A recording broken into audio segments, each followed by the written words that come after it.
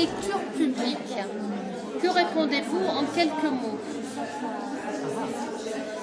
Lecture pour tous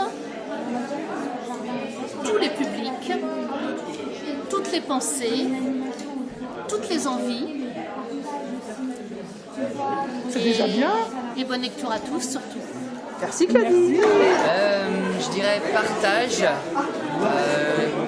je dirais lien social et je dirais culture pour tous.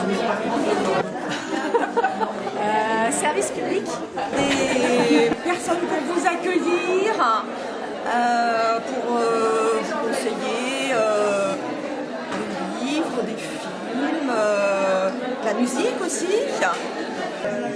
La bibliothèque, c'est facile.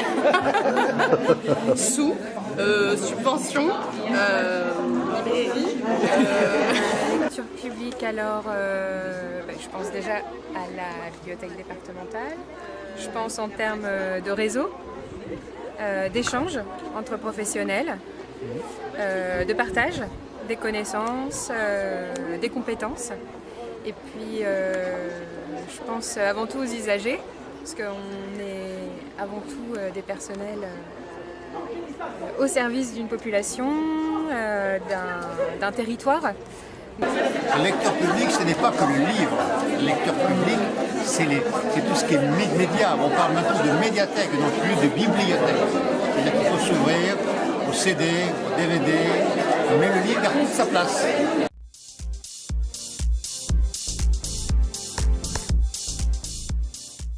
Racontez-nous une courte anecdote, un moment cocasse concernant votre bibliothèque. Au moment de la sortie de Germinal, il y a quelques années, une quinzaine d'années, on est venu me demander le dernier de Zola. Vous n'auriez pas le dernier de Zola, s'il vous plaît?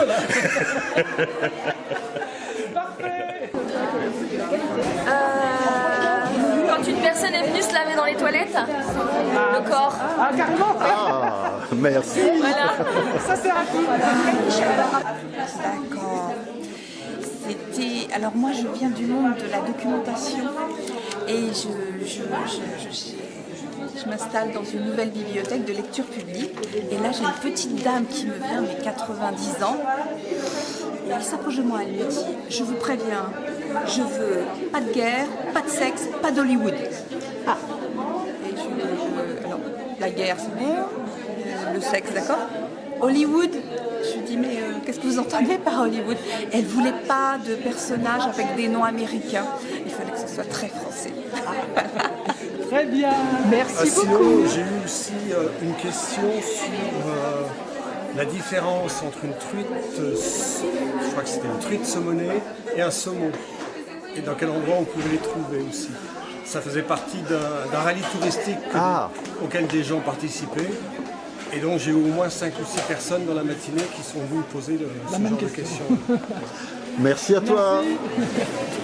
Moi, travaillant dans une petite bibliothèque, les gens parlent beaucoup.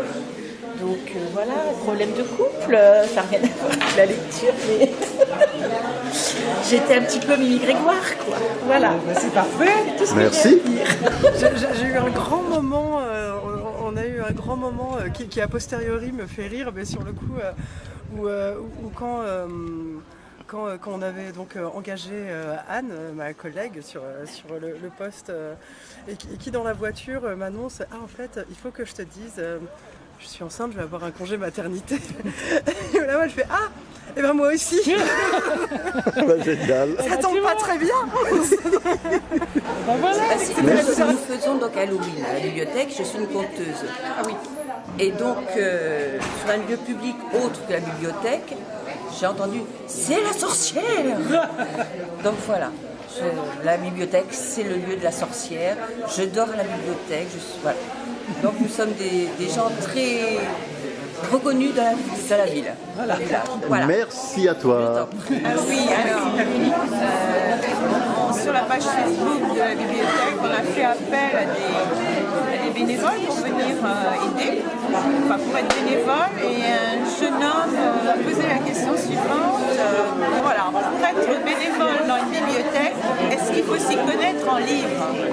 Moi, je voudrais tellement raconter sur la bibliothèque départementale et sachant que c'est elle qui organise, je dirais par décence, je n'irai pas plus loin dans ma déclaration.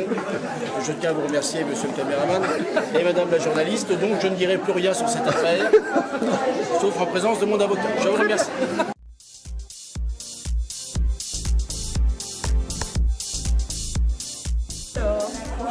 Bonjour. Dernier livre lu, CD écouté, film vu. Alors, du coup, je suis en train de lire le livre Zéro déchet de Bea Johnson. Voilà. C'est un livre d'un auteur indonésien au nom imprononçable qui doit être Ananta Toer. Voilà, qui s'appelle Les enfants de toutes les nations, d'approchant chez Zuma. Et c'est bien. C'est un peu aventure et c'est un peu philosophique aussi. Donc du coup ça fait plaisir, ça se lit facilement, c'est un peu épais, il y a 2 tomes, mais il faut se faire plaisir dans la vie. CD écouté. Alors j'avoue j'ai un peu honte, je suis en train d'écouter dans ma voiture un CD de Salvatore Adamo.